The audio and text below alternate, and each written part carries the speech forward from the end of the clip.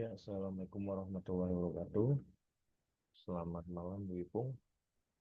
Mohon izin presentasi untuk tugas penerapan GMP pada pertambangan. Saya hari ini nggak binakit. Jadi, pada tugas kali ini, yang saya ambil penerapan GMP, sebenarnya yang saya ingin lihat adalah, tujuan awalnya adalah eh, banyak sekali tambang rakyat ya, khususnya galian C ini yang berada di daerah-daerah yang memang kaya akan sumber daya pasir kuarsa ini gitu. Cuman ternyata dari beberapa referensi yang saya lihat di ke arah bagaimana sebenarnya eh, penerapan GMP ini ternyata masih banyak yang belum sesuai seperti itu, sehingga memang pembahasannya akan lebih menarik dibandingkan dengan perusahaan yang sudah mapan atau sudah established. Nah, pada tugas kali ini yang saya eh, ambil adalah salah satunya studi kasus di desa Luragung Lande. Jadi desa Luragung Lande ini berada di Provinsi Jawa Barat di Kabupaten Kuningan, di mana memang penambangan pasir kuarsa ini sudah dilakukan cukup lama. Seperti itu. Mungkin saya mulai saja. Nah, sebelumnya kita harus mengetahui sebenarnya apa sih good mining practice gitu. Nah, good mining practice ini sebenarnya adalah bagaimana eh, eh, pelaksanaan pertambangan dilakukan dengan baik, yang tujuannya untuk meminimalkan dampak lingkungan dari penambangan, kemudian sehingga adanya pengawasan yang ketat diperlukan untuk memastikan kepatuhan terhadap standar tersebut.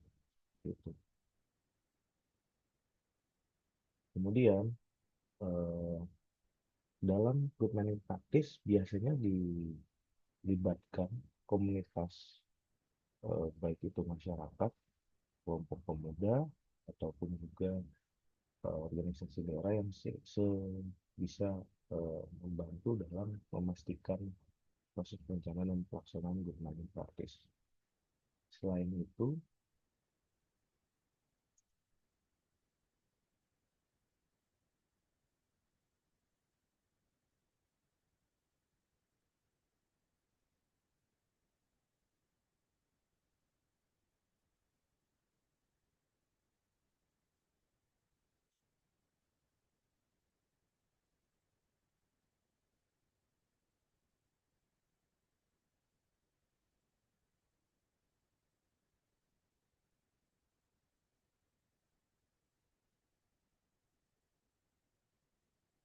mohon maaf saya lanjutkan tempat putus ya. Selain itu juga dalam kaitan dalam good mining practice, biasanya digunakan teknologi yang modern, seperti ekskavator ataupun teknologi lainnya, di mana teknologi ini digunakan untuk meningkatkan efisiensi serta keselamatan pelaksanaan pertambangan. Dan juga dalam good mining practice terdapat eh, pendidikan dan pelatihan pekerja yang untuk keselamatan kerja dan juga eh, kelanjutan skill dari pekerja di sana. Seperti itu. Nah, seperti kita lihat, kalau mengacu kepada regulasi, sebenarnya yang cukup menarik bahwa regulasi good mining practice di Indonesia itu ada beberapa yang disampaikan, khususnya yang utama saat ini memang di Undang-Undang Nomor 4 Tahun 2009 mengatur sektor pertambangan, di mana di dalam tersebut diatur prinsip pengelolaan yang baik dan berkelanjutan atau sustainable mining, salah satunya saat ini. Kemudian juga bagaimana di sana dijabarkan bermutu dari standar teknis lingkungan yang harus dipenuhi, serta ada juga di peraturan presiden mengatur aspek spesifik untuk pengelolaan limbah yang dihasilkan dari hasil pertambangan seperti itu. Selain itu juga ada SNI atau yang memberikan pedoman teknis dalam pertambangan, bagaimana eh, hasil dari pengujian hasil galian, kemudian metode galian dan lain sebagainya. Serta yang tidak kalah penting adalah adanya tentang undang-undang perlindungan lingkungan, memastikan pertambangan yang bertanggung jawab atau dicantumkan di dalam Undang-Undang Nomor 4 Tahun 2020 dan juga PP Nomor 22 Tahun 2021. Ini perlindungan lingkungan yang sebenarnya aspeknya mencakup di berbagai sektor gitu. Kemudian kita akan masuk ke dalam lebih spesifik saat ini eh, terkait dengan penambangan pasir kuarsa. Sebenarnya apa sih pasir kuarsa itu? Nah, pasir kuarsa ini sebenarnya banyak ditemukan di daerah yang memang terdapat gunung api vulkanik, baik itu aktif atau tidak aktif, dan juga adanya daerah aliran sungai yang cukup luas atau das. Karena pasir kuarsa ini salah satu bahan baku utama dalam pembuatan kaca, kemudian pembuatan eh, ada semikonduktor juga, dan campuran material lainnya, yang dimana proses penambangan ini sebenarnya tidak terlalu rumit, terdiri dari biasanya dilakukan oleh eksplorasi lokal ya, jadi memang peralatan yang dibutuhkan tidak terlalu banyak. Eksplorasi lokal di situ di istilahnya untuk mengambil sampling adanya deposit pasir kuarsa yang eksponensial sehingga nanti didapatkan luas area tambangannya. Kemudian yang kedua, setelah didapatkan hasil dari eksplorasi lokal bahwa di situ ada deposit ataupun dapan dari pasir kuarsa, dilakukan penggalian dengan menggunakan alat berat atau biasanya masih menggunakan metode manual. Nah, alat berat di sini misalnya menggunakan ekskavator atau misalkan pakai drill machine untuk mining yang besar, atau bahkan beberapa tambang rakyat itu menggunakan manual method, jadi masih menggunakan palu dan pahat seperti itu. Kemudian setelah digali dan eh, digali, hasil dari galian tersebut diangkut eh, menuju ke area pemrosesan seperti itu. Sebenarnya pemrosesannya seperti apa untuk pasir kuarsa? Dibandingkan dengan bahan galian lain ya seperti galian tipe A yang mineral-mineral penting dan juga mungkin di tipe galian B lain, tipe galian pasir kuarsa ini masuk ke dalam galian tipe C yang sebenarnya sangat simpel dalam proses treatmentnya, yakni hanya dilakukan pembersihan yang gunanya untuk menghilangkan kotoran dan material yang tidak diinginkan untuk menghilangkan impuritas. Caranya ada yang disebut dengan air ataupun diendapkan dan sebagainya, sehingga memang prosesnya sangat simpel dan sangat cepat seperti itu. Nah, ada pula yang memang dilakukan pengolahan lebih lanjut untuk menghasilkan atau mengenhance hasil dari penambangan pasir kuarsa. Itu enhancement misalkan dari proses filtrasi dan sebagainya yang memang bisa dilakukan untuk eh, meningkatkan hasil produksi dari pasir kuarsa. Nah, kemudian ini saya mengambil contoh kasus yang saya dapatkan dari paper yang saya cantumkan di dalam referensi. Jadi yang menarik adalah yang saya ambil adalah kegiatan di Desa Lurah Regung Lander ini oleh PT Anggun Jaya Mandiri. Seperti itu. Jadi secara perusahaan memang ini sebenarnya perusahaan lokal, di mana memang perusahaan swasta atau milik bukan milik pemerintah daerah ataupun pemerintah pusat, di mana memang luas perkembangannya hanya 35 hektar, cukup besar, dan terletak di daerah Desa Luragung Ande, Kecamatan Luragung, Kabupaten Kuningan, Jawa Barat. Jenis penambangan ini sudah saya jelaskan, galian tipe C, pasir kuarsa, kemudian kegiatan penambangan dilakukan dengan metode terbuka atau open pit, sehingga memang di sini ada potensi dampak kerusakan lingkungan yang ditimbulkan cukup besar seperti itu. Nah, apa yang saya dapatkan sebenarnya dari eh, kegiatan ini adalah ini saya overlay peta dari Google Earth, di mana saya cari lokasi tambang pasir tersebut sesuai dengan DNA ataupun arah eh, jarak dari yang dilakukan di dalam paper atau laporan seperti itu. Jadi memang dari sisi lokasi tambang pasir ini cukup dekat dengan lokasi pemukiman serta lokasi eh, kegiatan pertanian seperti itu. Kalau dibandingkan dari perumahan Luragung itu hanya sekitar 429 meter, bahkan dari sekolah SMP saja ini sudah sangat dekat di 133 meter. Kemudian dari Dusun Pahing itu ada di sebelah utara itu sekitar 105 meter, dan dusun yang cukup jauh di Dusun Maja 653 meter, serta ada lokasi di 200 meter dari dusun Bagi.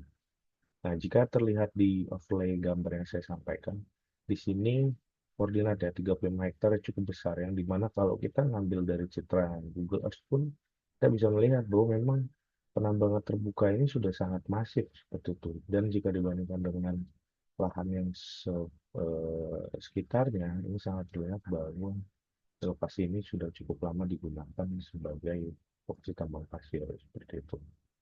Nah, bagaimana hasil penerapan good mining praktisnya? Ini yang sebenarnya cukup menarik untuk dikritisi dan bisa kita pelajari agar bisa memberikan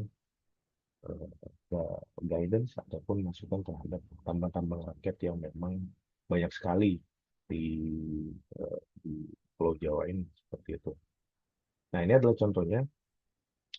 Sayangnya PT Anggun Jaya Mandiri ini masih belum menerapkan good mining practice, dan sebenarnya banyak sekali kasus dengan masyarakat, dengan pemerintah daerah terkait dengan penerapan pertambangan yang sangat jauh dari kata good mining seperti itu. Sebagai contoh adalah di sini, ini adalah contoh real gambar dari sumber yang saya dapatkan. Yaitu dampak pertambangannya ini, lokasi galian di seluruh Ragung Landa ini karena open pit, dia menimbulkan adanya erosi seperti itu. Yang menyebabkan akhirnya adalah adanya runoff tadi, eh, karena runoff dari tanah pada saat hujan, dia masuk ke dalam sungai sehingga kualitas air sungai pun menjadi menurun.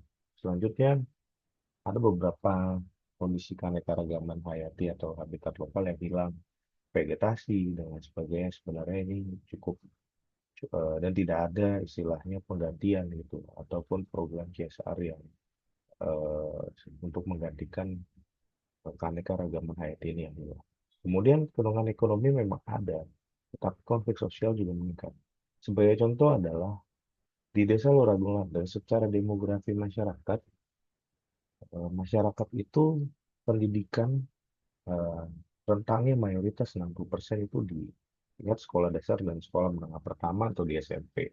Sehingga memang hal ini yang menyebabkan ketidak kurangnya informasi masyarakat terhadap kegiatan pertambangan ini, baik dari sisi efeknya, kemudian adanya pelibatan masyarakat di sekitar, dan memang yang paling kasus dengan masyarakat ataupun konflik sosial masyarakat yang paling tinggi adalah adanya demo warga terkait dengan kegiatan penambangan, di mana memang eh, salah satu penyebabnya mengapa ada demo warga tersebut, satu karena mereka tidak dilibatkan dalam pekerjaan ini, karena memang secara secara teknologi sudah mulai ekskavator, dan masyarakat merasa dirugikan karena tadi adanya runoff, kemudian erosi, kemudian juga jalanan mereka yang berlubang akibat adanya truk-truk galian yang melewati lokasi rumah mereka, sehingga eh, tidak ada em, tidak ada ganti rugi ataupun solusi dari PT LNG Mandiri untuk sebelumnya tidak ada solusi tersebut untuk menyelesaikan permasalahan ini seperti itu. Kemudian ditemukan dengan pemerintah daerah, BUMD dan sebagainya, daerah BUMD Mandiri memperbaiki jalan dan lain sebagainya, dan memang tetapi untuk open pit ini pada saat sudah dilakukan penggalian, tanah yang sudah diambil itu tidak dikembalikan ataupun istilahnya menutup kembali lubang-lubang itu, sehingga memang masih belum dilakukan dengan baik seperti itu. Dan salah satunya adalah karena ini banyak vegetasi yang hilang sebelumnya, banyak warga yang tadinya bercocok tanam, kemudian dia punya kebun di sana pun hilang seperti itu, dan merasa tanahnya diserobot oleh pedagang biaya mandiri. Sehingga memang disinilah pentingnya bagaimana komunikasi yang ditekankan oleh aspek GMP, bagaimana kegiatan kelompok masyarakat melalui program CSR, sosialisasi, dampaknya dan lain sebagainya, agar seluruh komponen ataupun seluruh eh, aspek yang ada di lingkungan pertambangan ini bisa saling sinergi seperti itu. Nah, kemudian yang cukup eh, yang mengecewakan adalah limbah yang dihasilkan dari eh, pertambangan ini itu terdiri dari ada sisa batuan dan tanah hasil penambangan.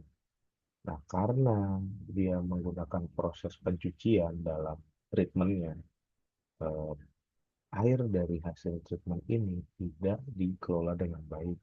Tidak ada WTP, filtrasi, ataupun lainnya untuk sedimentasi agar hasil lainnya tidak masuk ke badan air. Tapi air limbah ini yang mengandung sedimen dan beberapa material lainnya itu terbawa ke badan air dan ikut mencemari kali atau sungai di sekitar lokasi tersebut. Kemudian banyak juga terlihat seringkali warga juga sempat beberapa kali komplain bahwa ada limbah yang langsung ke lingkungan tanpa pengolahan. Kemudian yang terakhir yang ini cukup menyedihkan bahwa memang eh, masih sangat jauh dari aspek good mining practice. Nah, bagaimana sebenarnya yang bisa kita lihat dari tambang rakyat ini, bagaimana pemerintah daerah mampu memberikan pelatihan ataupun edukasi terhadap tambang rakyat, bagaimana memang hasil dari pengolahan limbah itu harus dikelola, pengawasan yang lebih detail, dan juga dengan ada keterlibatan masyarakat dan kelompok daerah, sebenarnya itu bisa membantu BUMD ataupun pemerintah daerah untuk mengawasi kegiatan pertambangan rakyat ini. Seperti itu karena kalau tidak ada keterlibatan dari aspek masyarakat, memang tidak akan mampu terciptanya good mining practice ini dari sisi pengawasan. Sehingga memang pengawasan ini penting dan juga dari sisi hukum ataupun dari sisi sanksi sebenarnya pemerintah itu harus memberikan sanksi tidak hanya administratif tetapi harus sanksi yang lebih eh, membuat jerah seperti itu membayar denda atau mungkin pidana atau perdata karena memang ini tanahnya sudah lebih dari eh, eh, sangat mengganggu kehidupan yang di sekitar masyarakat tersebut. Nah, selain itu juga kita melihat bahwa good mining ini tidak hanya dari sisi lingkungan, tapi kita melihat juga bagaimana eh, kita bisa mengaplikasikan good mining dari sisi sosial dan ekonomi. Nah, sayangnya di PT Energi Mandiri ini masih belum selesaikan dengan baik.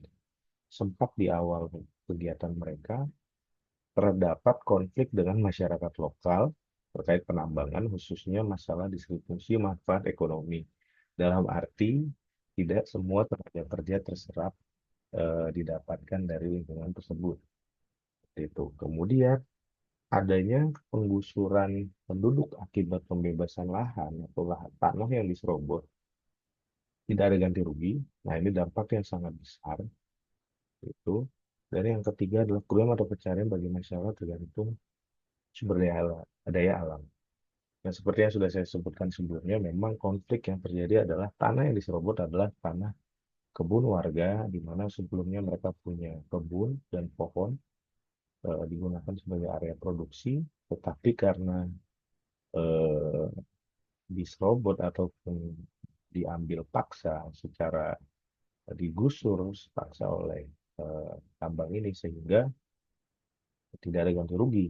Mereka pun masih terima seperti itu dan akan terjadi konflik. Nah, konflik ini pun juga yang saya jelaskan sebelumnya sudah sempat sampai melibatkan pemerintah daerah, BUMD, bupati dan sebagainya. Karena memang cukup pelik itu dan memang di Kuningan galian pasir itu tidak hanya di situ, tetapi memang ada daerah di Kuningan disebut namanya Cikesik gitu dalam bahasa Sunda. Kesik itu artinya pasir karena memang di sana mayoritas daerahnya adalah tanah pasir dan memang konflik masalah ini masih banyak sekali terjadi seperti itu. Jadi memang tambang rakyat ini masih belum menerapkan dan dalam arti lebih luas masih belum mampu diharapkan memenuhi good mining practice seperti itu. Nah, jadi memang sebenarnya kita lihat permasalahannya itu tidak bisa disalahkan dari sisi pengusahanya saja, tapi memang bagaimana good mining practice ini juga bisa disosialisasikan lebih lebih intens oleh pemerintah daerah, oleh pemerintah provinsi, kabupaten dan sebagainya, sehingga memang dan pengawasan dilakukan bersama dengan masyarakat sehingga penerapan good mining ini bisa eh, terwujud seperti itu. Selain itu juga infrastruktur yang sangat minim untuk pelaksanaan GRP, dan satu sisi memang tambang rakyat ini rata-rata bukan company dengan eh, padat padat modal seperti itu, tapi memang company yang dari sisi klasifikasi usaha cenderung banyak menengah, seperti itu dengan modal yang sekian M, dia sudah bisa buka dengan izin yang bisa diurus, mereka bisa hasilkan dapat hasil dengan cepat, tetapi memang konfliknya itu lebih banyak terjadi karena tadi izinnya ini eh, sangat-sangat dipermudah seperti itu. Kemudian yang terakhir adalah banyak pengusaha eh, tambang galian tambang pasir atau tambang rakyat ini yang tidak punya ataupun belum mempunyai pengetahuan ataupun knowledge mengenai praktik pertambangan berkelanjutan atau sustainable mining seperti itu. Dan itu salah satu sebenarnya eh, peran eh, dari sisi pemerintah dan sebenarnya dari sisi akademis memang mana sosialisasi ini bisa dilaksanakan karena efeknya luar biasa sekali gitu. Nah, bagaimana yang sudah saya jelaskan tadi, ini adalah sebenarnya salah satu yang kita bisa berikan solusi dari sisi strategi pengelolaan pasir, pengembangan pasir itu berkelanjutan.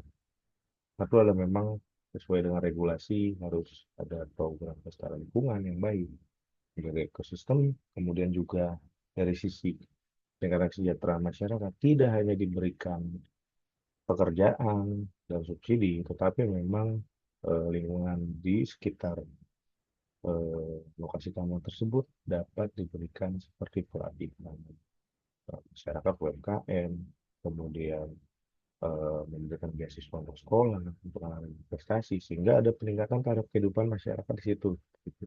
Karena yang sudah saya jelaskan tadi, mayoritas dari pendidikan masyarakat di sana adalah sekolah dasar dan sekolah menengah. Sebenarnya cukup miris seperti itu. Dan ini yang sebenarnya bisa eh, dilakukan sebagai program CSR oleh tambang rakyat ini. Gitu. Kemudian banyak konflik vertikal memang dari bawah ke atas yang memang harus mampu diselesaikan sehingga adanya kesinambungan dan harmonisasi seperti itu. Jadi di mana aspek yang harus diutamakan, yang mana bisa dibicarakan bersama sehingga semuanya pun bisa saling eh, terpenuhi. Gitu. Ini yang penting juga reklamasi lahan hasil penambangan penting. Nah betul, karena pada saat open pit itu tambang terbuka itu sudah selesai digali, itu menimbulkan memang lubang yang cukup besar dan memang harus ada reklamasi ataupun penambahan tanah kembali tadi. Nah ini yang harus segera dilakukan. Gitu. Kemudian yang tadi saya jelaskan juga ada penegakan hukum yang tegas akan mendukung kepatuhan terhadap regulasi. Betul, penegakan hukum itu penting. Dan sanksi mungkin secara pidana, tidak hanya administrasi, dan ini bisa selalu melibatkan masyarakat. Dan yang terakhir adalah pembentukan CSR dan meningkatkan keterlibatan masyarakat dalam pengelolaan. Itu pasti. Nah, di mana masyarakat tersebut pun harus dicari yang dalam tanda kutip netral. Karena memang jika program CSR juga diberikan pada masyarakat yang memang sudah istilahnya dibeli oleh perusahaan tersebut, sehingga lebih banyak eh, memberikan ataupun membela kepentingan perusahaan dibanding membela kepentingan masyarakat. Itu pun pasti akan salah juga. Tapi memang yang paling penting pembentukan CSR ini harus menggunakan kaedah-kaedah yang fair dan berkeadilan. Sehingga memang tidak ada tumbang tindih, tidak hanya sekedar CSR yang ada saja, tapi memang bisa betul-betul memberikan manfaat nyata. Gitu. Ini adalah perpustakaan yang saya dapatkan, dan juga saya sempat membaca referensi juga di eh, penambangan pasir di Kulon Progo. Ini juga lebih baik sebenarnya, tapi saya tidak bahas, Bu, karena tadi keterbatasan slide. Sebenarnya saya tadi mau bandingkan seperti itu. Dan memang banyak sekali kasus penambangan pasir ilegal yang sampai ke ranah pidana. Saya juga baca di report Triswandi 2016, ini cukup menarik seperti itu. Dan yang terakhir adalah saya ada referensi dari eh, Usman dan Hidayati yang Hamel 17, Good Management Practice sebagai penopang pengelolaan berkembang kelanjutan dan berwawasan hukum. Ya. Terima kasih Bu, Ibu. Terima kasih Bu Ipung atas ya, demikian paparan dari saya. Apabila ada pertanyaan mungkin bisa disampaikan. Terima kasih. Assalamualaikum warahmatullahi wabarakatuh.